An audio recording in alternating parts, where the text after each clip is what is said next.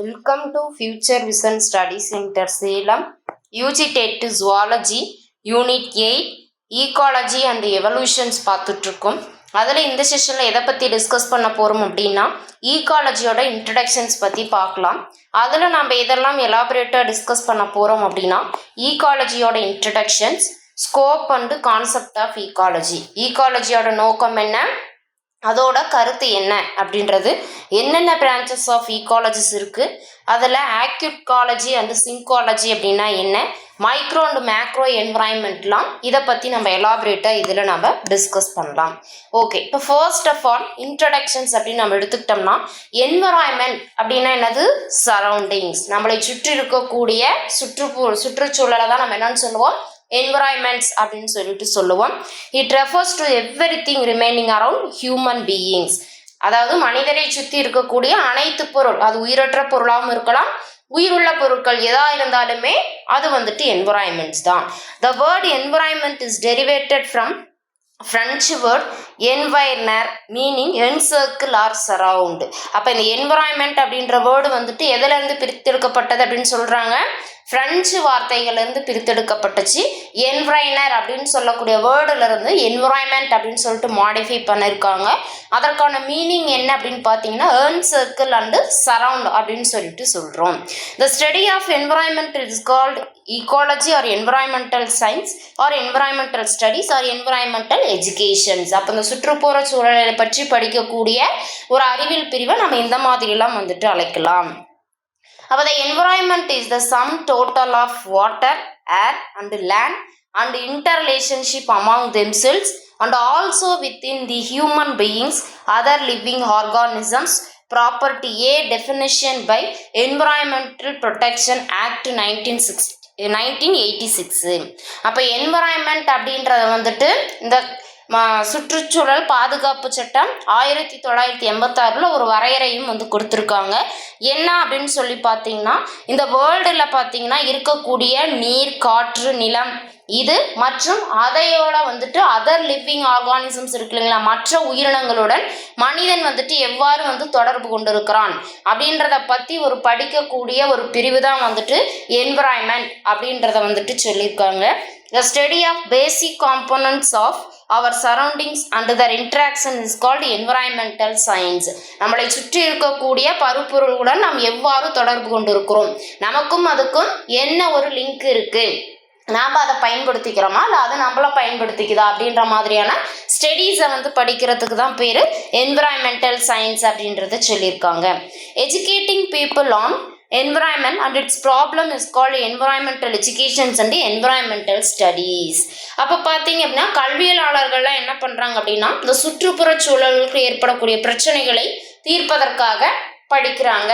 இல்லை அதை வந்து எப்படி ரெக்டிஃபை பண்ணலாம், அதற்குண்டான ரெமெடிஸ் என்ன, அதை பற்றிலாம் இது பண்ணுறதுக்காக தான் இந்த environmental educations and environment studies வந்துட்டு நமக்கு யூஸ்ஃபுல்லாக வந்துட்டு இருக்குது. The application of engineering principles for sustainable development of environment is called environmental engineering. Environmental engineering அப்படின்னா என்ன, சுற்றுப்புற சூழலை கட்டமைத்தல் அப்படின்னா என்னது, சஸ்டைன் டெவலப்மெண்ட் அப்படின்னா நீடித்து நிலையாக இருக்கக்கூடிய சுற்றுச்சூழல். இப்போ நம்மளோட தலைமுறைகள் பார்த்தீங்க அப்படின்னா இந்த இடத்துல இருக்கக்கூடிய ரிசோர்ஸஸை நம்ம வளங்கள் எல்லாமே என்ன பண்ணுறோம், பயன்படுத்திக்கிட்டோம். இப்போ நம்ம பயன்படுத்தினா மட்டும் போதுமா, நமக்கு அடுத்து வரக்கூடிய தலைமுறைகளுக்கும் அந்த வளங்கள் அப்படியே பாதுகாக்கப்பட்டு சேமிக்கப்பட வேண்டும் அப்படின்ற ஒரு நோக்கம் தான் என்னது என்விரான்மெண்டோட இன்ஜினியரிங் நோக்கம் அப்படின்றத வந்துட்டு சொல்லியிருக்காங்க. இப்போ environment is the surroundings of man and the interactions, மனிதனை சுற்றி இருக்கக்கூடிய பருப்பொருட்கள் என்ன, அதோட தொடர்பு கொண்டு இருக்கிறதுக்கு பேர் தான் என்னது என்விரான்மெண்ட் அப்படின்றத வந்து சொல்லியிருக்காங்க. Every man, either yourself or myself, is surrounded by many things like water, air, soil, stones, animals, plants, other men, etc. அப்போ ஒவ்வொருத்தருமே பார்த்தீங்க அப்படின்னா இந்த நீர்நிலைகள், நிலம், காற்று, விலங்குகள், தாவரங்கள், கற்கள் போன்றவற்றை நெருங்கிய தொடர்பு கொண்டு இருக்கோம். அப்போ ஒவ்வொருத்தரும் பார்த்தீங்கன்னா தங்களோட என்விரான்மெண்டலை பாதுகாக்கிறது வந்துட்டு ரொம்பவே ஒரு தலையாய கடமையாக வந்துட்டு சொல்லப்படுகிறது. All the surroundings constitute the environment. The various components present around a man are called environmental factors. மனிதனை சுற்றி இருக்கக்கூடிய பல்வேறு வகையான உட்கூறுகள் எல்லாத்தையுமே நம்ம என்னன்னு சொல்றோம், சுற்றுச்சூழல் காரணிகள் அப்படின்னு சொல்லிட்டு சொல்றோம். அப்ப இந்த என்விரான்மெண்டல் ஃபேக்டர்ஸ்ல என்னெல்லாம் வரும் அப்படின்னு சொல்லிட்டு பாத்தீங்கன்னா, நான் living things and living things, உயிருள்ள காரணிகள் மற்றும் உயிரற்ற காரணிகள், இது எல்லாமே வந்துட்டு என்விரான்மெண்டல் ஃபேக்டர்ஸ்ல வரும். The non-living things of the environment are called abiotic factors. அப்போ உயிரற்ற பொருட்களை நம்ம வந்துட்டு என்னன்னு சொல்றோம், abiotic. பயோட்டிக் அப்படின்னா உயிருள்ள, ஏ அப்படின்னா இல்லை அப்படின்னு அர்த்தம். அப்போ உயிரற்ற காரணிகளை நாம நான் living things are abiotic factors சொல்றோம். For example, air, temperature, earthquake, water, rocks, floods, soil, sunlight, cyclones, volcanoes. எரிமலை குழம்புகள், சுனாமி, புயல், பாறைகள், நீர், நிலநடுக்கம், வெப்பம், காற்று, சூரிய ஒளி, இது எல்லாமே என்னது, உயிரற்ற காரணி. அப்படி இருந்தாலும் நம்மளோட ஒரு எனர்ஜி ப்ரொடியூசர்ஸ்க்கு இது எல்லாமே ரொம்பவே ஒரு எசென்சியலா இருக்குது. அப்ப இதோட நாம வந்துட்டு தொடர்பு கொண்டு இருக்கக்கூடியதா இருக்கா, அதை தான் வந்துட்டு சொல்றாங்க. The living things of the environment are called biotic factors. அப்ப உயிர் காரணிகளை வந்துட்டு biotic factors அப்படின்னு சொல்லிட்டு சொல்றோம். அப்ப எதெல்லாம் உயிர் காரணிகள்ல வரும் அப்படின்னு பாத்தீங்கன்னா, plants, animals and microbes. தாவரங்கள், விலங்குகள் மற்றும் நுண்ணுயிரிகள் எல்லாமே பார்த்தீங்கன்னா லிவிங் திங்ஸ்ல வந்துட்டு வரும். ஓகே, இதுதான் வந்துட்டு ஈகாலஜியோட இன்ட்ரடக்ஷன். சரி, என்ன ஸ்கோப் அண்ட் கான்செப்டுக்காக இந்த ஈகாலஜி வந்துட்டு பயன்படுத்துறாங்க அப்படின்னு சொல்லிட்டு பார்க்கலாம். First of all, scope of ecology. எதற்காக நம்மளோட என்விரான்மெண்டல் பயாலஜின்னு சொல்லக்கூடிய இந்த ஈகாலஜிக்கு எதற்கு இம்பார்ட்டன்ட் கொடுக்குறோம் அப்படின்ற ஸ்கோப்பை நம்ம வந்துட்டு பார்க்கலாம். Ecology is the study of interactions of living things with the environment. உயிருள்ள காரணிகள், உயிருள்ள பொருட்கள் எதா இருந்தாலும், உயிருள்ள காரணிகள் அனைத்தும் எப்படி இந்த சுற்றுச்சூழலோட தொடர்பு கொண்டு இருக்கிறது அப்படின்றத பத்தி படிக்கிறது ஒரு நோக்கமாக இருக்குது. Ecologists ask questions across 4 level of biological organization. அதாவது இந்த ஈகாலஜிஸ்ட் இருக்காங்க இல்லையா, சுற்றுச்சூழலியலாளர்கள், அவங்க வந்துட்டு அந்த கேள்விகளை வந்துட்டு ஒரு 4 நிலையாக வந்துட்டு பிரித்து நமக்கு கொடுத்துருக்காங்க. ஆர்கானிசம்னா உயிரியல் லெவல்ல, பாப்புலேஷன்ஸ் மக்கள் தொகை லெவல்ல, தொகை பெருக்கம், கம்யூனிட்டி அண்ட் ஈகோசிஸ்டம், இந்த மாதிரி 4 லெவல்ஸ்ல வந்துட்டு என்ன பண்ணியிருக்காங்க அப்படின்னு பார்த்தீங்கன்னா பிரிச்சிருக்காங்க ஆர்கனைசேஷன்ஸை. அப்போ at the organismal level, ecologist study individual organisms and how they interact with their environment. அப்போ ஆர்கானிசமல் லெவல்ல வந்துட்டு எப்படி ரிசர்ச் பண்ணியிருக்காங்க, ஒரு இண்டிவிஜுவல் ஆர்கானிசம்ஸ், ஒரு தனிப்பட்ட உயிரினம் இந்த சுற்றுச்சூழலுடன் எவ்வாறு தொடர்பு கொண்டு இருக்கிறது அப்படின்றத பத்தி ஆராயறத என்னது, ஆர்கானிசமல் லெவல் ஆஃப் ஈகாலஜி அப்படின்றத வந்து சொல்லியிருக்கோம். At the populations and community லெவல்ஸ்ல நம்ம எடுத்துக்கிட்டோம், ஒரு குழுவாகவோ அல்லது மக்கள் தொகை பெருக்கத்துடன் நம்ம எடுத்துக்கிட்டோம் அப்படின்னா, ecologists explore respectively how a population organism changes over time and the ways in which that population interact with other species in the community. என்ன சொல்லியிருக்காங்க, அப்போ ஒரு இப்போ ஃபார் எக்ஸாம்பிள் ஒரு புலி இருக்குன்னு வச்சுக்கலாம், ஒரு புலியோட பாப்புலேஷன்ஸ் இருக்குது. அந்த புலியோட பாப்புலேஷன் இப்போ வந்துட்டு ஒரு லைனை நம்ம எடுத்துக்கிறோம், இதோட வந்துட்டு எப்படி இன்ட்ராக்ட் ஆகுது. அப்போ டைகர் எல்லாமே ஒரு கம்யூனிட்டி, அது எல்லாமே சேம் ஸ்பீசியஸ். லயன் அப்படின்றது வந்துட்டு சேம் ஸ்பீசியஸ், அதெல்லாம் ஒரு குழு. இந்த மாதிரி பாப்புலேஷன்ஸாக இருக்கிறது எப்படி என்விரான்மெண்டல் கூட தொடர்புடுதோ, அதர் கம்யூனிட்டி கூட எப்படி வந்துட்டு இன்ட்ராக்ட் பண்ணுது. இப்போ ஒன்றும் இல்லை, இப்போ டைகர் எடுத்துக்கிறோம், அந்தாண்ட வந்துட்டு ஒரு டியர் வந்துட்டு இருக்குன்னு வச்சுக்கலாம். அப்போ இந்த டைகர் என்ன பண்ணும், அதுக்கு தேவையான சாப்பாடு தான் அந்த டியர் மான். அப்போ என்ன பண்ணுது, இன்ட்ராக்ட், இது ஒரு தொடர்பு தான், உணவுக்காக அதை தொடர்பு கொள்கின்றன. அப்போ இது ஒரு இன்ட்ராக்ஷன்ஸ். இதுதான் பாப்புலேஷன்ஸ் அண்ட் கம்யூனிட்டி லெவலில் வந்துட்டு ஈகாலஜிஸ்ட் வந்துட்டு ஸ்டடி பண்ணுறது. Ecologist studying ecosystem examines the living species, biotic components of the ecosystem as well as non-living portions, abiotic component such as air, water, soil of the environment. அதோட மட்டும் இல்லாமல் ecosystem அப்படின்னா சுற்றுச்சூழல், அதாவது இந்த நீர், நிலம், காற்று இதெல்லாம் இருக்கு இல்லைங்களா, இதை பற்றி ஸ்டடி பண்ணக்கூடிய லெவலையும் வந்துட்டு கொடுத்துருக்காங்க. இப்படி வந்துட்டு ஒவ்வொன்றா நாம் வந்துட்டு அதை தெரிஞ்சுக்கணுன்றதுக்காக தான் இந்த ஈகாலஜியோட ஒரு ஸ்கோப் அப்படின்னே நாம் வந்துட்டு சொல்லலாம். அதில் ஆர்கானிசமல் ஈகாலஜி அப்படின்னா என்னன்னு சொல்லிட்டு பார்க்கலாம். Researchers studying ecology at the organismal level are interested in the adaptations that enable individuals to live in specific habitats. அப்போ ஆராய்ச்சியாளர்கள் என்ன பண்ணியிருக்காங்க, ஒரு ஆர்கானிசம் லெவலில் இப்போ வந்துட்டு ஒரு ரிசர்ச் பண்ணுறாங்கன்னு வச்சுக்கலாம். அது என்ன பண்ணுது அப்படின்னு பார்த்தீங்கன்னா, இப்போ ஒரு இண்டிவிஜுவலான ஒரு இது, ஃபார் எக்ஸாம்பிள் நம்ம ஒரு மங்கீஸ் நம்ம எடுத்துக்கலாம். அப்போ இந்த குரங்குகள் வந்துட்டு எப்படி இந்த என்விரான்மெண்ட்டில் லைவ் பண்ணுது, அதோட ஹேபிடேட்ஸ்னால் என்னென்னு பார்த்தீங்கன்னா, அது வாழக்கூடிய வாழிடத்தை தான் நம்ம என்னென்னு சொல்லுவோம், ஹேபிடேட்ஸ் அப்படின்னு சொல்லிட்டு சொல்லுவோம். அப்போ எப்படி வந்துட்டு அந்த மரங்களுக்கு மரங்கள் அந்த குரங்குகள் தாவுது, அப்போ அதுக்கு கண்டிப்பாக அதோட பாடியில் ஒரு அடாப்டேஷன்ஸ் இருக்கும். அதை பற்றி ரிசர்ச் பண்ணுறதா organism level of ecology. These adaptations can be morphological, physiological and behavioral. இதுலயே சொன்ன பார்த்தீங்களா, ஒரு நடத்தை மூலியமாக ஆராய்ச்சி செய்து. இப்போ குரங்குகள் மரத்தை விட்டு மரம் தாவக்கூடியதாக இருக்கும், சேட்டைகள் செய்யக்கூடிய ஒரு பாவனை உடையது இல்லையா. அதுவும் போல தாய் பற்று அதுக்கிட்ட வந்துட்டு நம்ம அதிகமாகவே வந்துட்டு பார்க்கலாம் இல்லைங்களா. அது இல்லாமல் ஒரு பிஹேவியர். அப்போ சைக்காலஜிக்கல், மனதை வந்துட்டு புரிந்து கொள்ளக்கூடிய கெப்பாசிட்டி எப்படி இருக்குது, அதுக்கு எப்படி அந்த அடாப்டேஷன்ஸ் வந்துச்சு அப்படின்றது.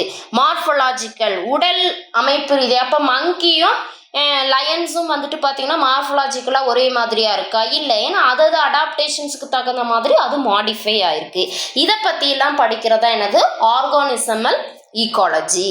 For instance the Karner blue butterfly, அதாவது லைக்கஸ்டஸ் மெலாய்சாமுலாய்ஸ் அப்படின்றது வந்துட்டு அதோட scientific name, is a rare butterfly that lies only in open areas with few trees or shrubs such as pine barrens and oak savans. இப்போ corner blue butterfly அப்படின்றது பார்த்தீங்கன்னா ரொம்ப அரிதாக காணப்படக்கூடிய வண்ணத்து பூச்சிகளில் ஒன்று. இது வந்துட்டு திறந்த வெளி பகுதிகளில் சில செடிகள்லையோ அல்லது கொடிகள்லையோ மரங்கள்லையோ வந்துட்டு வாழக்கூடியது அப்படின்றத சொல்லியிருக்காங்க. இது ஒரு அடாப்டேஷன்ஸ். இந்த மாதிரி வந்துட்டு ஆர்கானிசமல் ஈகாலஜியெல்லாம் ஸ்டடி நம்ம பண்ணலாம். It is considered specialist because the female preferentially oviposit that is lay eggs on wild lupin. அதாவது என்ன சொல்லியிருக்காங்க, இதில் இருக்கக்கூடிய இந்த கார்னர் ப்ளூ பட்டர்ஃப்ளைஸோட ஃபீமேல் வந்துட்டு ரொம்பவே வந்துட்டு சிறப்பு வாய்ந்தது. அதாவது ஓவிபோஸ்ட் அப்படின்னு சொல்கிறது என்னது, அந்த எக்கை வந்துட்டு லே பண்ணக்கூடிய கெப்பாசிட்டி உடையது. ஆன் வைல்டு லூப்பின், இது வந்துட்டு காட்டு இதை சார்ந்த ஒரு ஸ்பீசியஸ் அப்படின்னு கூட நம்ம சொல்லலாம்.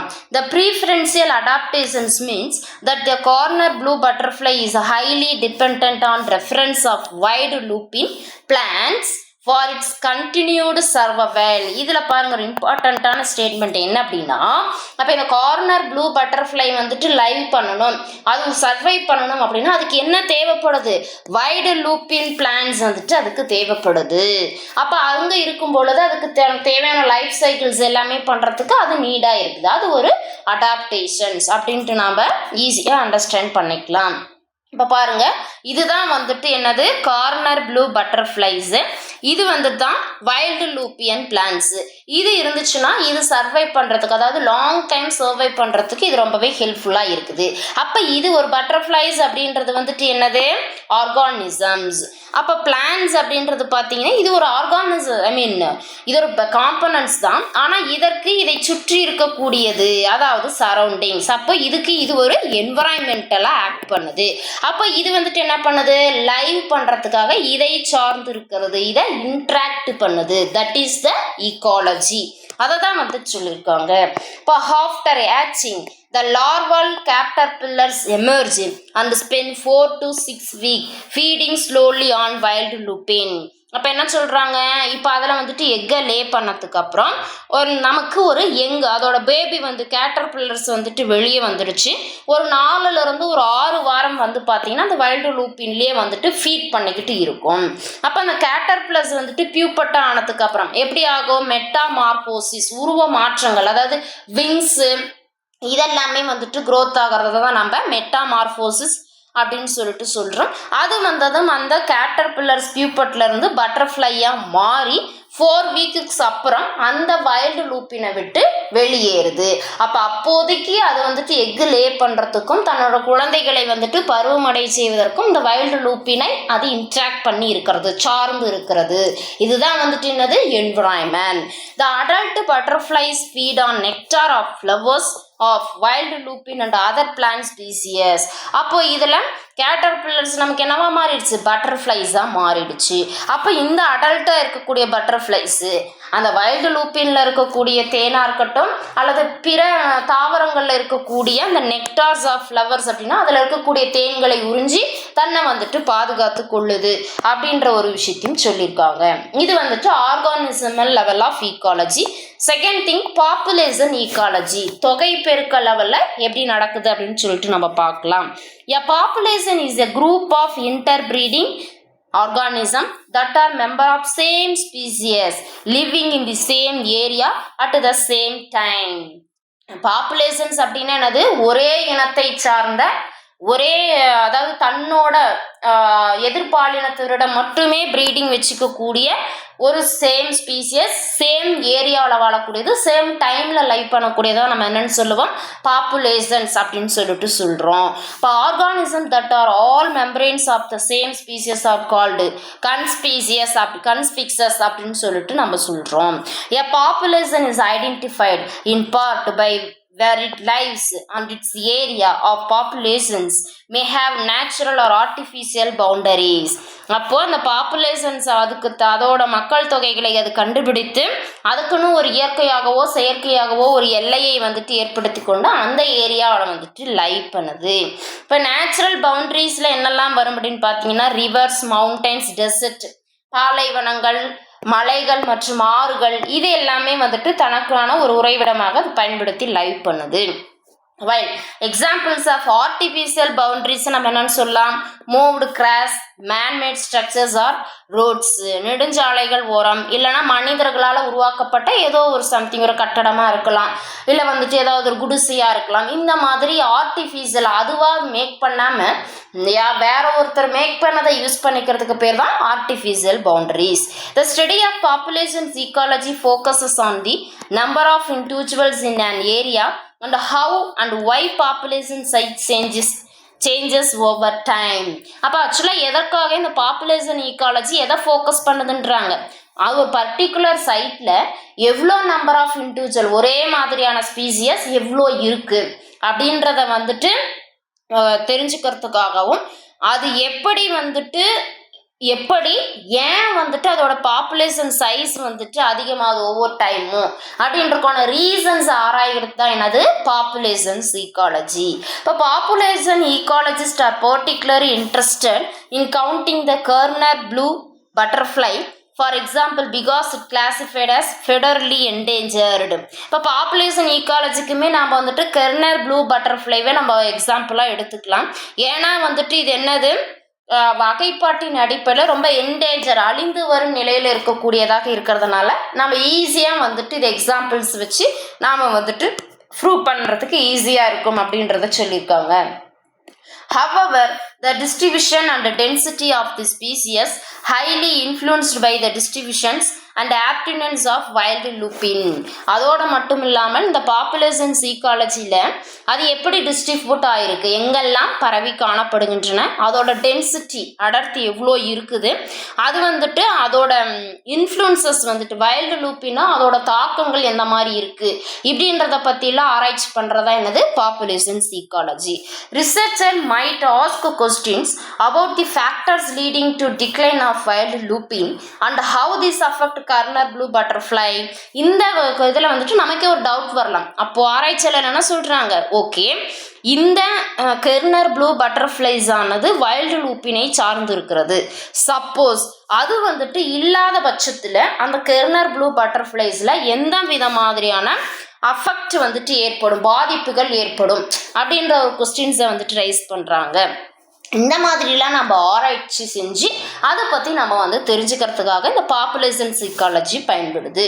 For example, ecologist know that wild lupine thrives in open areas where trees and shrubs are largely absent. இப்போ ஒரு ஈக்காலஜிஸ்ட் என்ன பண்ணுறாங்க, வைல்டு லூப்பின் ட்ரீஸ் வந்து பார்த்திங்கன்னா ஓப்பன் ஏரியாஸில் இருக்குது, அது ட்ரீஸ் அண்ட் ஸ்ரப்ஸில் இது வந்துட்டு லார்ஜலி ஆப்சண்ட்டாக இருக்குது அப்படின்ற பட்சத்தில் அதில் என்ன மாதிரியான பாதிப்புகள்லாம் ஏற்படும் அப்படின்றத பற்றிலாம் ஆராயக்கூடியதான் populations ecology. Natural settings intermediate wildfires regularly remove trees and shrubs helping to maintain the open areas and that wild looping records. அப்போ இந்த மாதிரி சுச்சுவேஷன்ஸ்லாம் நம்ம என்ன பண்ணலாம், அந்த ஓப்பன் ஏரியாஸில் வைல்டு லூப்பின் தேவைகள் வந்துட்டு அங்கே இருக்குது. எதற்காக? கெர்னர் ப்ளூ பட்டர்ஃப்ளை எக் லே பண்ணுறதுக்கு அந்த பிளான்ட்டை தான் செலக்ட் பண்ணுது. அப்போ அங்கே ஒரு நீட் இருக்குது அப்படின்றத நம்மளால் அண்டர்ஸ்டாண்ட் பண்ணிக்க முடியும். Mathematical models can be to understand how wildfire suppression by humans has led to decline of this important plant for Gardner blue butterfly. அதாவது என்ன சொல்கிறாங்க, கணித ரீதியாக நம்ம எடுத்துக்கிட்டோம் அப்படின்னா இந்த வைல்டு ஃபயர் காட்டு தீலாம் ஏற்படுது இல்லைங்களா, அதை எப்படி ஹியூமன்ஸ் வந்துட்டு சப்ரஷன் பண்ணுறான் அப்படின்றத பார்த்து அதிலிருந்து இந்த கெர்னர் ப்ளூ பட்டர்ஃப்ளை டிக்ளைன் ஆகாமல் அதோட இம்பார்ட்டன்ட் பிளான்ட்டான வைல்டு லூப்பினை எப்படி பாதுகாக்கிறது, இந்த மாதிரியான நிறைய ஆராய்ச்சிகளை நம்மளால என்ன பண்ண முடியும், ஃபஸ்ட்டு கான்செப்டை புரிஞ்சு அதுக்கு தகுந்த மாதிரி நம்மளால அண்டர்ஸ்டாண்ட் பண்ணிக்கிறதுக்கு இந்த பாப்புலேஷன்ஸ் ஈக்காலஜி வந்து யூஸ்ஃபுல்லாக இருக்குது. அப்போ அந்த வைல்டு லூப்பின் இல்லைன்னா அப்போ டோட்டலாக அந்த பாப்புலேஷன்ஸே என்னவாகும், குறைஞ்சிருமா? அதுதான், அதை ஆராய்ச்சி பண்ணுறதுக்கு தான் பாப்புலேஷன்ஸ் ஈக்காலஜி தேவை.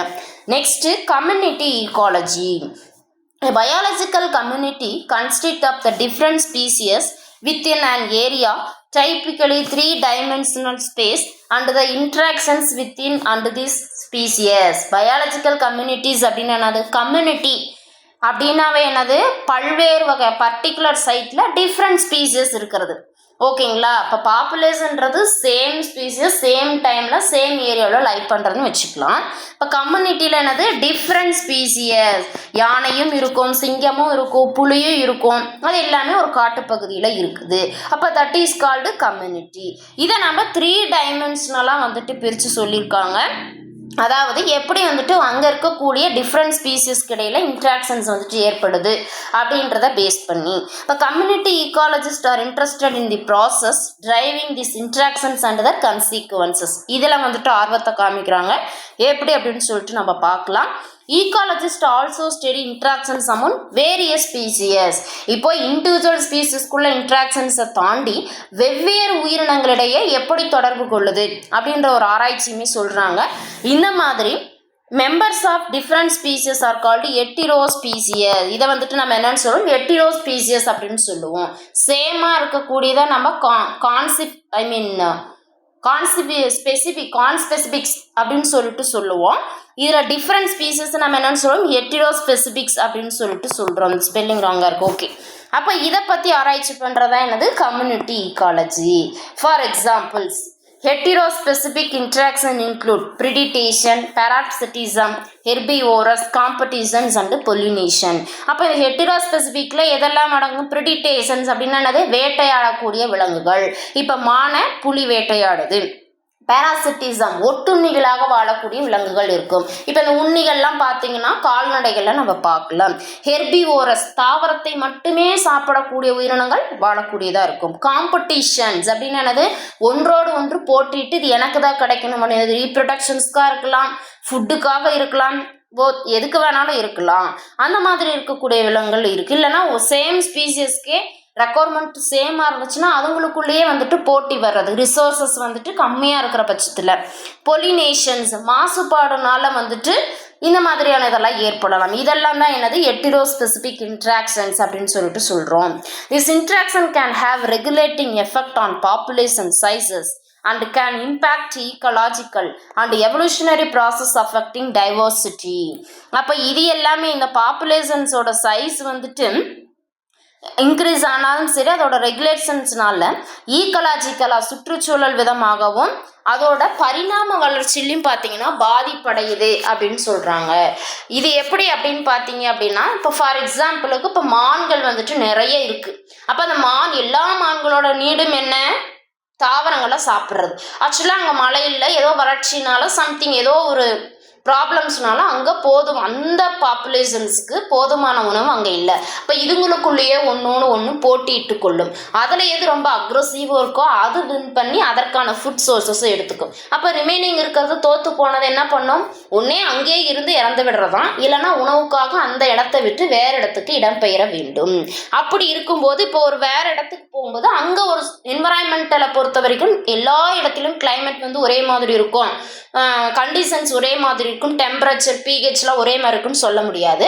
அப்போ இங்கேருந்து இடம்பெயரக்கூடிய மான்கள் அந்த ஒரு பிளேஸில் போய் செட்டில் ஆகும்போது அதுக்கு தகுந்த மாதிரி தன்னை அடாப்ட் பண்ணிக்கணும். அதை அடாப்ட் பண்ணிக்கிறதுக்கு ஃபஸ்ட்டு கஷ்டமாக இருக்கும். அங்கேயே நாள் கணக்காக இருக்கும் பொழுது அதுக்கு அடாப்ட் ஆகிக்கும். அதில் சில பரிணாம மாற்றங்கள் ஏற்பட்டு அதிலிருந்து ஒரு நியூ ஸ்பீசியஸ் உருவாகி, நியூ கேரக்டரிஸ்டிக்ஸ் கொண்ட ஒரு ஸ்பீசியஸ் உருவாகி ஒரு எவல்யூஷனரி டைவர்சிட்டி பன்முகத்தன்மை கொண்ட ஒரு பரிணாம வளர்ச்சியை ஏற்படுத்துது அப்படின்றத சொல்லியிருக்காங்க. For example, Karner blue butterfly larvae form mutualistic relationship with ants. அதோட மட்டும் இல்லாமல் மியூட்டாலிஸ்டிக்ஸ் அப்படின்னா 2 உயிரினங்களுக்குமே பெனிஃபிஷியலாக அமையக்கூடிய ஒரு ரிலேஷன்ஷிப்ஸ் அப்படின்னு சொல்கிறோம். அதாவது எறும்புகளுக்கும் இந்த கெர்னர் ப்ளூ பட்டர்ஃப்ளைஸ் லார்வாவுக்கும் சொல்கிறாங்க. அப்போ இந்த மியூட்டாலிசம்ஸ் அப்படின்றது என்னது?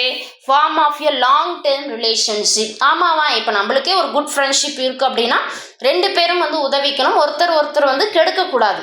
அப்படிங்கும் போது தான் அந்த ரிலேஷன்ஷிப் லாங் டேர்மில் இருக்கும். அதுதான் சொல்லியிருக்காங்க. மியூட்டாலிசம் அப்படின்னா என்னது? ஒரு நல்ல ஒரு குட் ரிலேஷன்ஷிப், நீண்ட நாளுக்கு நீடித்துழைக்கக்கூடிய ஒரு ரிலேஷன்ஷிப் அப்படின்னு சொல்லலாம். That has co-evolved between 2 species and from which each species benefit. ஒவ்வொன்றுமே பார்த்தீங்கன்னா மற்றொன்றால் என்ன பண்ணும்? நன்மை பெறக்கூடிய வகையில் அமைந்திருக்கும். For mutualism to exceed between individual organisms, each species must receive some benefit from other as consequence to relationship. அதான் சொன்னேன், ஒன்று மற்றொன்றுக்கு பயனுள்ள வகையில் அமைகிறது தான்.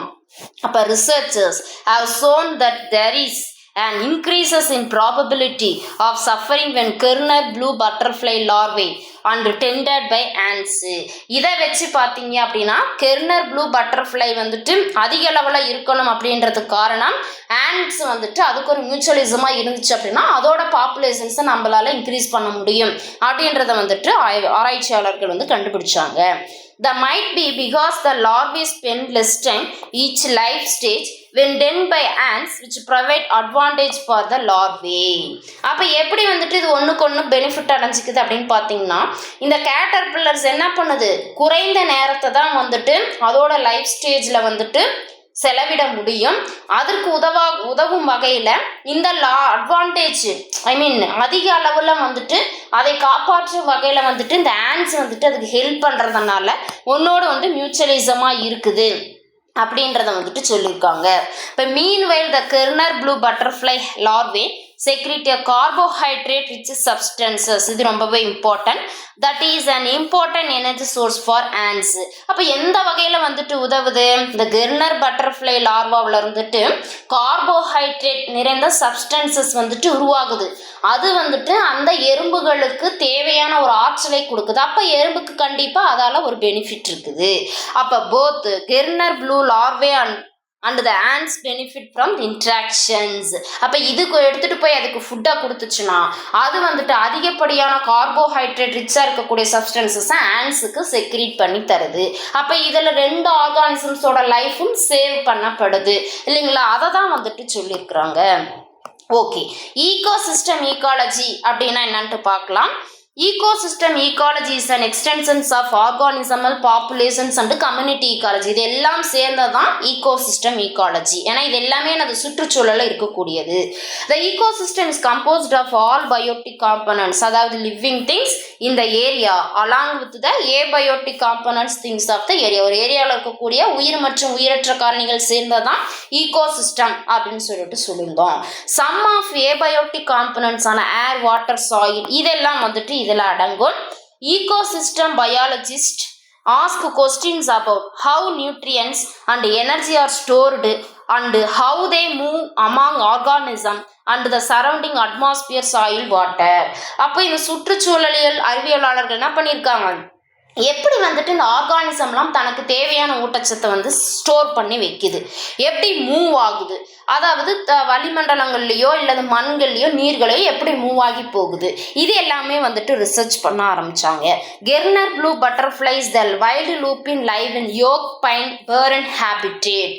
அப்போ கெர்னர் ப்ளூ பட்டர்ஃப்ளைஸ் வைல்டு லூப்பிலும் லைவ் பண்ணும், அதே சமயம் யோக் பைன் பேர்ன் ஹேபிட்டேட்டும் உடையது. This habitat is characterized by natural disturbance and nutrient poor soils that low in nitrogen. அப்போ யோக் பைன் பேரியன் ஹேபிடேட் அப்படின்னா என்னன்னா நேச்சுரல் டிஸ்டர்பன்சஸ், அதாவது இயற்கையை சீர்குலைக்க வகையில் இருக்கக்கூடிய ஒரு ஹேபிடேட் தான். அங்கே வந்துட்டு இதனால் வந்துட்டு நியூட்ரியன்ட் வந்துட்டு சாயிலில் குறைவாக இருக்கும், நைட்ரஜனும் பார்த்தீங்கன்னா குறைவாக இருக்கக்கூடிய வாய்ப்புகள் இருக்குது. அப்போ அது வந்துட்டு ஒரு டிஸ்டர்பன்சஸ் தான், அதை தான் சொல்லியிருக்காங்க. The availability of nutrients is an important factor in the distribution of plants that live in this habitat. அப்போ இது வந்துட்டு பார்த்தீங்கன்னா அந்த பிளான்ட்ல அதிகமாக இருக்கிறதுனால தான் அது அதை சார்ந்து இருக்கிறது. Researchers interested in ecosystem ecology could ask questions about importance of limited sources and the movement of resources such as nutrients though the biotic and abiotic portions of the ecosystem. இன்னொரு கேள்வியுமே வந்துட்டு ஆராய்ச்சியாளர்கள் வைக்கிறாங்க. என்ன அப்படின்னு பார்த்தீங்கன்னா, மிக முக்கியமான வளங்கள் வந்துட்டு லிமிட்டடாக இருக்கின்ற பட்சத்தில் அல்லது அந்த வளத்துக்காக நம்ம என்ன பண்ண முடியும், அந்த ஆர்கானிசம் மூவ்மெண்ட் பண்ணி போக முடியும், அதாவது நியூட்ரியன்ஸ்க்காக. Biotic and abiotic portions, biotic ஆனது ஏபயோட்டிக் நோக்கி மூவ் பண்ணி தான் போகணும். அதெல்லாம் எப்படி பண்ணுது அப்படின்றத பற்றிலாம் வந்துட்டு சொல்லியிருக்காங்க. அதுக்கடுத்து concept of ecology and ecosystem, இதோட கருத்துக்கள் என்ன அப்படின்னு சொல்லிட்டு பார்க்கலாம். The term ecology was coined by Ernst Haeckel in 1869. இது ரொம்பவே இம்பார்ட்டன்ட். ஈகாலஜி அப்படின்ற வேர்டை வந்து டேர்ம் பண்ணது யாரு, ஏர்னஸ்ட் ஹெக்கல் அப்படின்றவர் 1869 வந்துட்டு டேர்ம் பண்ணியிருக்காரு. It is derivated from Greek words, அதாவது ஓய்கோஸ் அதாவது ஹோம் ப்ளஸ் லோக்கஸ் அப்படின்னா ஸ்டடின்னு அர்த்தம். So ecology deals with study of organism in the natural home interacting with the surrounding, தன்னை சுற்றி இருக்கக்கூடிய சுற்றுப்புறலை எப்படி உறவு கொள்ளுது. The surroundings are environmental constitute of the living organism, அதாவது பயோட்டிக் அண்ட் ஃபிசிக்கல் அப்படின்னு சொன்னால் கூட நம்ம ஏபயோட்டிக் காம்பனன்ட்ஸ் சேர்ந்தது தான். A modern ecologist believes that adequate definition of ecology must specify some unit of study, and one such basic unit described by Dansley 1935 was ecosystem. Dansley அப்படின்றவர் 1935 ecology என்னன்னு சொல்லியிருக்காரு, some unit of study, இது ஒரு சிறிய அலகுகளை பற்றி படிக்கக்கூடிய ஒரு பிரிவு. பேசிக் யூனிட் அதாவது ஒரு லிவிங் ஆர்கானிசம்க்கு ஒரு அடிப்படை அலகு அப்படின்னு சொல்லிட்டு விரிவாக்கம் சொல்லியிருக்காரு. அதை சொன்னது யாருன்னு சொல்லிட்டு கூட கேட்க வாய்ப்பு இருக்கு. An ecosystem is a self-regulating group of biotic communities of species interacting with another and with the non-living environment exchanging energy and matter. அப்போ ஈகோசிஸ்டம் அப்படின்றது என்னவாம், செல்ஃபாவே தானாகவே ஒழுங்குபடுத்தி கொள்ளக்கூடிய ஒரு அமைப்பு முறை. சுற்றுச்சூழல் அப்படிதான். இப்போ வந்துட்டு ஒரு நிலச்சரிவு ஏற்பட்டுருச்சு அப்படின்னா அதுக்கப்புறம் அதெல்லாம் நடந்து முடிஞ்சதுக்கப்புறம் தானாகவே அது என்ன பண்ணிக்கும், அந்த இடத்த வந்துட்டு ரெட்டிஃபை பண்ணிக்கும். அது ஒரு கெப்பாசிட்டி இருக்குது. அதாவது உயிர் காரணிகள் உயிரற்ற காரணிகளுடன் தொடர்பு கொள்ளக்கூடியது, இல்லை மற்றொன்று அதோட ஆற்றல்களை வந்து பரிமாறிக்கொள்ளக்கூடிய கெப்பாசிட்டியும் இருக்குது. அதுதான் வந்துட்டு ஈகோசிஸ்டம் அப்படின்ற ஒரு டெஃபினிஷன் வந்து கொடுத்துருக்காங்க. அப்போ now ecology is often define as study of ecosystem அப்படின்னு சொல்லிட்டு அழைக்கிறோம். The ecosystem is the unit or system which composed of a number of subunits that all directly or indirectly linked each other. ecosystem அப்படின்றது ஒரு அமைப்போட அடிப்படை அலகுகள். இதில் நிறைய என்ன இருக்குது, சப்யூனிட் துணை அலகுகள் வந்து இருக்குது. நேரடியாகவோ மறைமுகமாகவோ மற்றொன்றுடன் இது வந்துட்டு தொடர்பு கொண்டு இருக்கிறது அப்படின்றத வந்து சொல்லியிருக்காங்க. ஓகே, இதுதான் அதோட கான்செப்ட். பிரான்ச்சஸ் ஆஃப் ஈகாலஜியில் என்னென்ன கிளைகள் இருக்குன்னு பார்க்கலாம். Ecology can be divided into many sub disciplines அப்படின்னா சப்ஜெக்டாக இருக்கிறது, ஒவ்வொரு கிரிட்டேரியாவை கொண்டு இருக்குது. என்னென்னு சொல்லிட்டு பார்க்கலாம். many of the field overlap, complement and inform each other and few these disciplines exist in isolations. அதாவது ஒன்றோடு ஒன்று வந்துட்டு ஒருங்கிணைதா இருக்கும். ஒரு சில டிசிப்ளின்ஸ் வந்து தனிமைப்பட்டு இதை பற்றி மட்டும் எடுத்து கூறக்கூடியதாக இருக்குது அப்படின்றதையும் வந்து சொல்லியிருக்காங்க. For example, methods from molecular ecology might inform the study of populations and all kind of data are modeled or analyzed using quantitative ecology technique. Molecular ecology என்னது, எவ்வளோ பாப்புலேஷன்ஸ் இருக்கு, அதில் இருக்கக்கூடிய எல்லா கைண்ட்ஸ் ஆஃப் பாப்புலேஷன்ஸோட டேட்டாவை நமக்கு கொடுக்கறதா என்னது molecular ecology. Specialised branches of ecology include among many other. இப்போ ஃபார் எக்ஸாம்பிள் அப்ளைடு ஈகாலஜி அப்படின்னா என்னது, practices of employing ecological principles and understanding to solve real world problems including agroecology and conservation biology. உலகத்தில் இந்த சுற்றுச்சூழலுக்கு எகென்ஸ்டாக இருக்கக்கூடிய பிரச்சனைகளை சரி செய்கிறதா நம்ம என்னன்னு சொல்லுவோம் அப்ளைடு ஈக்காலஜி. இப்போ விவசாயங்களை வந்துட்டு காக்கிறது, கன்சர்வேஷன் பயாலஜினா ஆற்றல் மூலங்களை வந்துட்டு பாதுகாக்கக்கூடிய உயிரியல்லாம் வந்துட்டு தலையீடு செய்கிறது தான் என்னது அப்ளைடு ஈக்காலஜி. பயோஜியோ கெமிஸ்ட்ரி அப்படின்னு என்னது effect of biota on global chemistry and cycles of matter energy the transport earth chemical components time and space.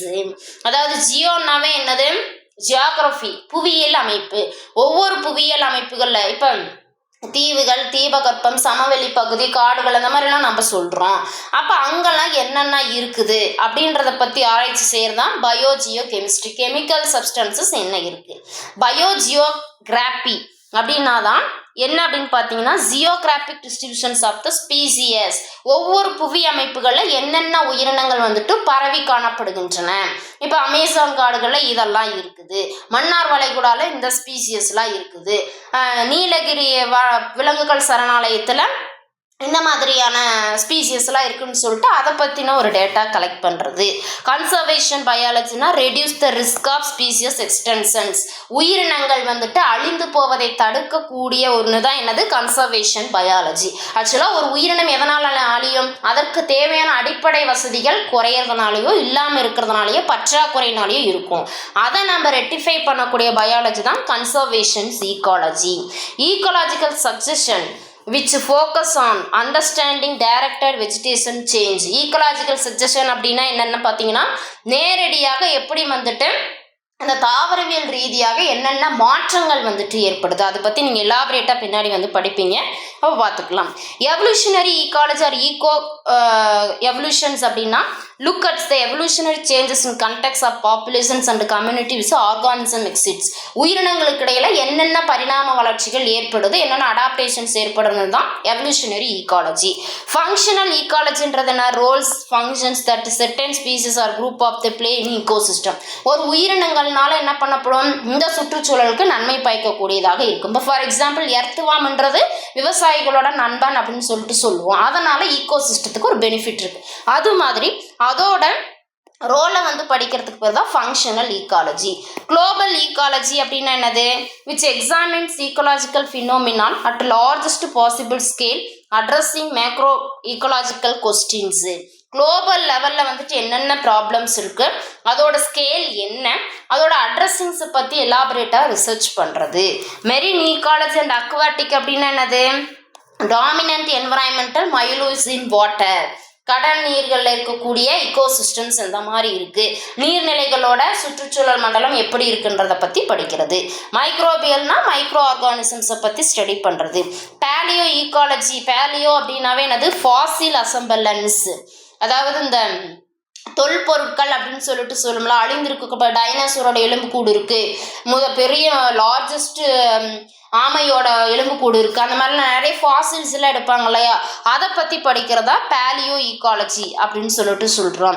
Restoration ecology அப்படின்னா which attempt to understand the ecological basis need to restore impaired and damaged ecosystem.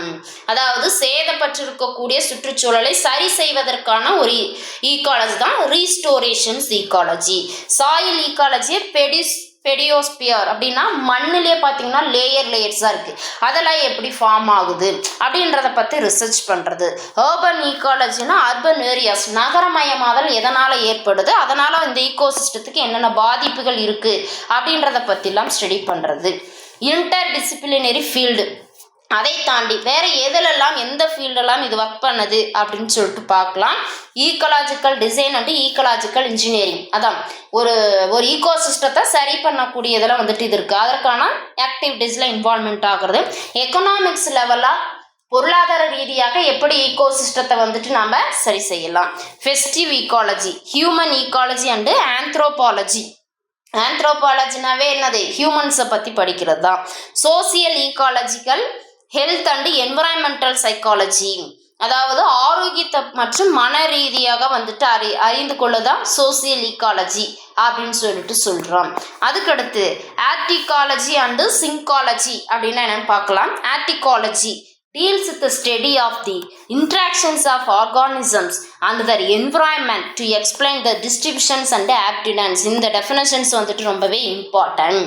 ஆர்டிகாலஜி அப்படின்னா என்னன்னு பார்த்தீங்கன்னா ஒரு உயிரினம் அதை சுற்றி இருக்கக்கூடிய என்வரான்மெண்ட்ல எவ்வாறு தொடர்பு கொண்டு இருக்கிறது, எப்படிலாம் டிஸ்ட்ரிபியூஷன்ஸ் ஆகியிருக்கு அப்படின்றத பற்றி டீல் பண்ணுறது தான் என்னது autecology. It differs from syncology as it prefer to study species specific adaptations of individual plants and animal. இது வந்துட்டு சிங்காலஜியை விட என்னது ரொம்பவே வந்துட்டு வேறுபட்டது. எப்படி அப்படின்னு பார்த்தீங்கன்னா இந்த சிங்காலஜி அப்படின்றது என்னென்னு பண்ணும் அப்படின்னு பார்த்தீங்கன்னா ஒரு ஸ்பீசியஸோட தனிப்பட்ட தகவமைப்பை பற்றி ஆராய்ச்சி செய்கிறது சிங்காலஜி. ஆர்டிகாலஜி அப்படின்னா அந்த ஆர்கானிசம்ஸ் என்வரான்மெண்ட்டோட எவ்வாறு தொடர்பு கொள்ளுது, அதாவது ரிலேஷன்ஷிப்பை பற்றி ஸ்டடி பண்ணுறது ஆர்டிகாலஜி இல்லைங்களா. அடாப்டேஷன்ஸை பற்றி படிக்கிறது பார்த்தீங்க அப்படின்னா சிங்காலஜி அப்படின்னு சொல்லிட்டு சொல்கிறோம். ஓகே, சிங்காலஜி அப்படின்னா முன்ன சொன்ன மாதிரி தான் is noun as community ecology is the study of interactions between species considering many factors such as distribution, aptitude, structure, demography, extracting interactions between species. அதுக்கிடையில் ஏற்படக்கூடிய தொடர்புகள். deals with the study of interactions of a populations level எப்படி தொடர்பு இருக்கு based on phenotypic and genotypic characteristics. பீனோடைபிக் ஜீனோடைபிக்னாவே என்னது adaptations தான் வரும்.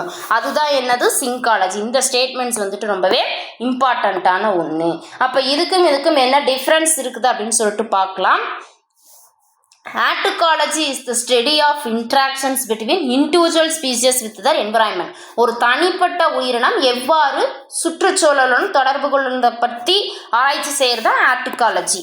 சிங்காலஜி அப்படின்றது interaction among 2 or more species or populations, அதாவது ஒன்று அல்லது அதற்கு மேற்பட்ட பல்வேறு உயிரினங்கள் எப்படி என்வரான்மெண்ட்டில் ஒட்டு மொத்தமாக வந்துட்டு பண்ணுறதுக்கு பேர் தான் சினகாலஜி. இதுக்கு ஆல்டர்னேட்டிவ் நேம் வந்துட்டு ஸ்பீசியஸ் ஈக்காலஜி. ஏன்னா இண்டிவிஜுவலாக நம்ம ஸ்பீசியஸ்ன்னு சொல்லுவோம். இது வந்துட்டு பாப்புலேஷன்ஸ் லெவலில் இருக்கிறதுனால கம்யூனிட்டி ஈக்காலஜி அப்படின்னு சொல்லிட்டு சொல்கிறோம். Factors in consideration takes the aptitudes and distributions of the species into considerations. அதாவது அதோட பரவல் தன்மை வந்துட்டு இது பண்ணுறது. அதே மாதிரி demography, distribution, structure of species into considerations. அதோட அமைப்பு முறைகள் எப்படி இருக்குது, எங்கெல்லாம் பரவி இருக்குது, அதோட டெமோகிராஃபி என்ன, இதை பற்றி எல்லாமே கன்சிடர் பண்ணுறது சினுகாலஜி. லெவல் ஆஃப் ஸ்டடினா individual organisms of entire species, ஒரு முழு உயிரினத்தை பற்றியோ அல்லது ஒரு தனிப்பட்ட உயிரினத்தை பற்றியோ ஸ்டடி பண்ணுறது ஆர்டிகாலஜி. சினாகாலஜி அப்படின்னு பார்த்தீங்கன்னா 2 or more ஸ்பீசியஸ் அல்லது ஹோல் பாப்புலேஷன்ஸை பற்றி ஸ்டடி பண்ணுறது சினாகாலஜி அப்படின்னு சொல்லிட்டு சொல்கிறோம். இந்த டிஃப்ரென்ஸை பார்த்துக்கிட்டீங்க அப்படின்னாவே போதுமானது. இது ரொம்பவே இம்பார்ட்டன்ட் இந்த டேபிள். அதுக்கடுத்து மைக்ரோ என்வரான்மெண்ட் அப்படின்னா என்னன்னு சொல்லிட்டு பார்க்கலாம். Micro habitat, a very small specific area within a larger habitat characterized by distinct conditions such as light, moisture and temperature. Micro அப்படின்னாவே என்னது ஸ்மால்னு தான் அர்த்தம். வித்தின் எ லார்ஜர் ஹேபிட்டேட், ஒரு மிகப்பெரிய ஒரு வாழிடங்களில் ஒரு சிறிய பகுதி மட்டும் இருக்கிறதா வந்துட்டு மைக்ரோ என்வரான்மெண்ட். ஃபார் எக்ஸாம்பிள் இப்போ ஒளி பார்த்தீங்கன்னா ஒரு சிறிய ஹோல் வழியாக ஒரு சிறிய அதுக்கு தகுந்த இடம் என்னவோ அது வழியாக வந்துட்டு ஊடுருவி செல்லும். அந்த மாதிரி for example shaded side of tree or space beneath the fallen log would be considered the micro environment. அதாவது ஒரு ட்ரீஸ்குள்ள அந்த ஒளி வந்து பட்டு அதால் வரக்கூடிய நிழல்கள் எப்படியோ அது மாதிரி தான் வந்துட்டு இந்த மைக்ரோ என்வரான்மெண்ட். மேக்ரோ என்வரான்மெண்ட் அப்படின்றது broader physical conditions surrounding a micro environment such as room, barn and pasture. அதாவது பெரிய லெவலில் வந்துட்டு ஆக்குபை பண்ணிக்கிறதா macro. It encompasses broader ecological factor trends affecting entire ecosystem or planet. முழு கோள்கள் அல்லது முழு ஈகோசிஸ்டத்தையும் அஃபெக்ட் பண்ணக்கூடியதான் மேக்ரோ என்வரான்மெண்ட். மேக்ரோனாவே லார்ஜ் அப்படின்னு அர்த்தம். இப்போ மேக்ரோ என்வரான்மெண்ட்டோட டெஃபினேஷன்ஸ் எடுத்துக்கிட்டோம்னா a small scale localised environment within a larger habitat where an organism lives experiencing distinct conditions compared to its immediate surrounding. இமீடியட்டாக அந்த சரௌண்டிங்ஸில் வந்து என்ன பண்ணுது, ஆக்குப்பை பண்ணிக்கக்கூடிய ஒரு கேரக்டரிஸ்டிக்ஸ் தான் வந்துட்டு மைக்ரோ. அதாவது லார்ஜர் ஹேபிட்டேட்டில் சிறிய அளவில் வந்துட்டு ஆக்குப்பை பண்ணுறது. For example leaf, rock crevice, shaded side of the tree, space with decaying log, இது எல்லாமே நம்ம எக்ஸாம்பிளாக சொல்லலாம். ஃபிசிக்கல் ஃபேக்டர்ஸ்னால் temperature, pH, light intensity, moisture, air quality, இது எல்லாமே நம்ம சொல்லலாம். கெமிக்கல் ஃபேக்டர்ஸ்னால் என்னது? நியூட்ரியன்ட் அவைலபிலிட்டியாக இருக்கிறது. இங்கே presence of toxins or pollutant, chemical signalling molecules, இது எல்லாமே நம்ம என்னன்னு சொல்லலாம்? வேதியியல் காரணிகள் அப்படின்னு சொல்லிட்டு சொல்லுவோம். பயாலஜிக்கல் ஃபேக்டர்ஸ் அப்படின்னு எடுத்துக்கிட்டோம்னா interactions with other organisms, predations வேட்டையாடுறது, காம்படிஷன் போட்டிடுறது, சிம்பயாட்டிக் ரிலேஷன்ஷிப்ஸ், எதற்காக? Availability of the food sources, உணவுக்காக இந்த ரிலேஷன்ஷிப்பை வச்சுக்கிறது. Importance, micro environments play a crucial role in determining the distribution, aptitudes, interactions of organism within habitat. மைக்ரோ என்வரான்மெண்ட் பார்த்தீங்க அப்படின்னா ஒரு குறிப்பிட்ட வாழிடங்களில் எப்படி வந்துட்டு அது பரவி காணப்படுது, ஒரு ஸ்பீசியஸ் எப்படி ஒன்றோடு ஒன்று இன்ட்ராக்ஷன்ஸ் ஆகுதுன்றதை பற்றி ஸ்டடி பண்ணுறது. Organisms often adapt to specific micro environment leading to increased biodiversity. ஒரு சிறிய இடங்களில் எப்படி அது பல்வேறு வகையாக பயோடைவர்சிட்டியாக வந்துட்டு பன்முகைத்தன்மை கொண்டதாக அதிகரிக்குது அப்படின்றத பற்றி டீல் பண்ணுறதுக்கு இது ரொம்பவே இம்பார்ட்டண்ட்டாக இருக்குது. மேக்ரோ என்வரான்மெண்டல் டெஃபினேஷன்ஸ் அப்படின்னு எடுத்துக்கிட்டோம்னா இது ஒரு லார்ஜ் ஸ்கேல் என்வரான்மெண்ட். முன்னையே சொன்னால் ecological forces and condition can influence entire ecosystem or even the planet அப்படின்னு சொல்லியிருந்தோம். இதற்கான ஃபேக்டர் கிளைமேட், காலநிலை, large scale weather patterns including temperature அதிகமாக இருக்கலாம், பிரிசிபிடேஷன், சீசனல் வேரியேஷன்ஸ் எல்லாமே வந்துட்டு மேக்ரோ என்வரான்மெண்ட்டாக நம்ம சொல்லலாம்.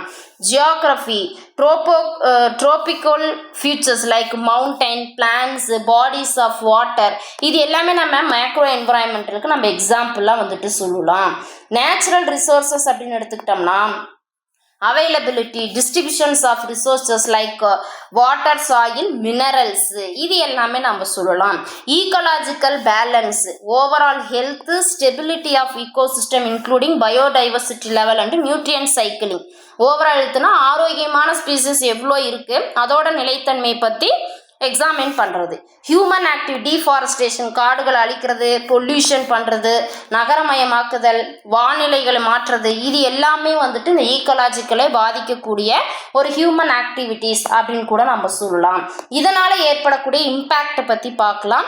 Macro environmental factor significantly affect the structure and function of ecosystem and the survival and adaptivity of species. இது வந்துட்டு என்ன பண்ணுது? மேக்ரோ என்வரான்மெண்டல் ஃபேக்டர் பெரிதளவில் வந்துட்டு அமைப்பு ரீதியாகவோ செயல் ரீதியாகவோ ஈகோசிஸ்டத்தை வந்துட்டு அஃபெக்ட் பண்ணுது. ஃபார் எக்ஸாம்பிள் குளோபல் வார்மிங், புவி வெப்பமயமாதல். மேக்ரோ என்வரான்மெண்டல் சேஞ்சஸ், ஆமாம் அது மிகப்பெரிய சேஞ்சஸ் தான். Can cause shift in rainfall pattern and impact agriculture output. இதனால் பார்த்தீங்க அப்படின்னா என்ன பண்ணுது? ரெயின்ஃபால் பேட்டர்ன்ஸை கொடுத்து அக்ரிகல்ச்சர் அவுட்புட்டை வந்துட்டு அஃபெக்ட் பண்ணுது, இம்பேக்ட் பண்ணுது அப்படின்றத வந்து சொல்லியிருக்கோம். இப்போ understanding both micro and macro environmental is crucial for comprehending the complex interaction the shape of natural world. அப்போ இது ரெண்டுமே பார்த்தீங்கன்னா இந்த உலகத்தோட மொத்த ஒரு வடிவமைப்பாக இருக்குது. எது? Micro and macro environment. Micro என்வரான்மெண்ட்ஸ் highlight localized adaptations while macro environments reveal the overarching forces that influence the entire ecosystem and organism. முன்னையே நம்ம வந்துட்டு சொன்னோம். ஓகே, இதுக்கு ரிலேட்டடாக என்னென்ன கொஸ்டின்ஸ் வந்துட்டு கேட்பாங்க அப்படின்னு சொல்லிட்டு பார்க்கலாம்.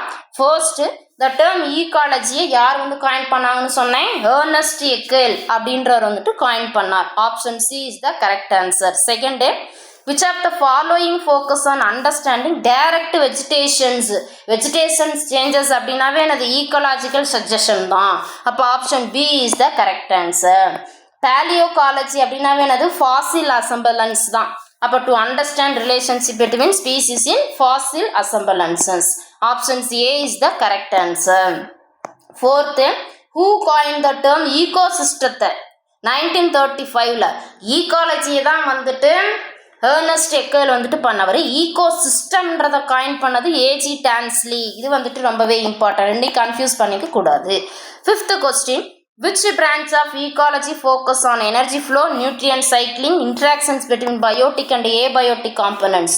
ecosystem ecology டோட்டலாக இதை பற்றி எல்லாமே கன்சிடர் பண்ணுறது. Sixth question, what was the primary emphasis of Dansley definition of an ecosystem? Dansley ecosystem பத்தி பிரைமரா என்ன ஒரு வரையறை கொடுத்தாரு? The interaction between organism and the physical environmentalோட ஒரு ஆர்கானிசம் எப்படி தொடர்பு கொள்ளுதோ அதை பத்தி ஸ்டடி பண்றதா ecosystemனு சொல்லியிருந்தார். அப்ப option C is the correct answer. Seventh, which the following statement are incorrect ன்னு சொல்லி correctன்னு கேட்டிருக்காங்க. First என்னது? To study interaction between individual species with the environment. Statement B, to study the interactions among two or more species or populations with their environment. இது questions வந்துட்டு ராங்கா இருக்கு, change பண்ணிக்கலாம். நார்மலாகவே interactions among two or more species or populations with their environment. இந்த questions வேணாம். Okay, இந்த செஷனில் எதை பற்றி டிஸ்கஸ் பண்ணலாம் அப்படின்னு எடுத்துக்கிட்டோம்னா, ஈகாலஜி அப்படின்னா என்ன, அதோட கான்செப்ட், ஸ்கோப்பு, பிரான்ச்சஸ்ஸு, அதில் மேக்ரோ மைக்ரோ என்விரான்மெண்ட், ஆர்டிகாலஜி, சிங்காலஜி பற்றிலாம் எலாபரேட்டாக டிஸ்கஸ் பண்ணோம். நெக்ஸ்ட் செஷனில் எதை பற்றி டிஸ்கஸ் பண்ணலாம் அப்படின்னா, டைப்ஸ் ஆஃப் த மீடியம், அதோட இன்ஃப்ளூன்சஸ் என்ன இருக்குது, அதாவது வாட்டர், சாயில் மீடியம், அதை பற்றிலாம் நம்ம எலாபரேட்டாக டிஸ்கஸ் பண்ணலாம். ஓகேங்களா? தேங்க்யூ.